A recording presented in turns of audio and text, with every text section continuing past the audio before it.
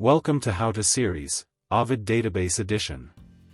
This video is proudly brought to you by the IMU Library. In this video, we'll explore how to access eBooks on the Ovid database. Let's get started. First, open the IMU Library portal. Simply go to the IMU Library's website and click on the Login button. Second, click Login via IMU email. After the login process, click Digital Collection on the navigation bar and choose eBooks. You can scroll down a bit and you can see Ovid number 17. You can choose either one to access to Ovid database. This will take you to the Books section, where you'll find an extensive selection of books. I highly recommend registering an account on the Ovid database. To register an account, look for the My Account button on the top of the page. Click on Create Account to begin the registration process. You will be prompted to provide some basic information such as your name, email address, and desired login credentials. Take a moment to familiarize yourself with the layout and features of the Books section.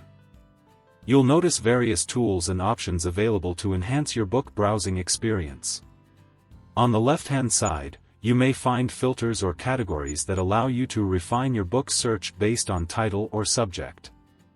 Utilize these filters to narrow down your search and find books that align with your interests.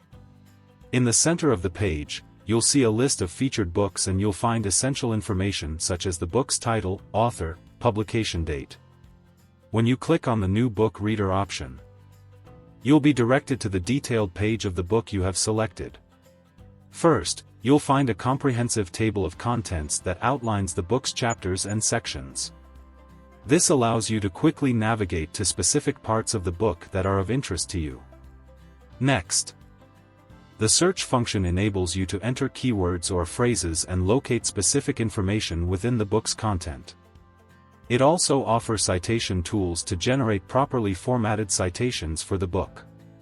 In the Ovid database, certain books offer the option to download individual chapters and provide downloadable PowerPoint versions. To personalize your reading experience, many books offer the ability to add bookmarks, highlights, and notes. And finally, if you wish to revisit the books you have read or want to keep track of specific books for future reference, you can utilize the My Project option available in the Books section. Once you have added books to your project, they will appear in the My Workspace section. This section acts as your virtual workspace, where you can access and manage your saved books, projects, bookmarks, and other resources in one centralized location. Thank you for watching. We hope this tutorial has been helpful to you.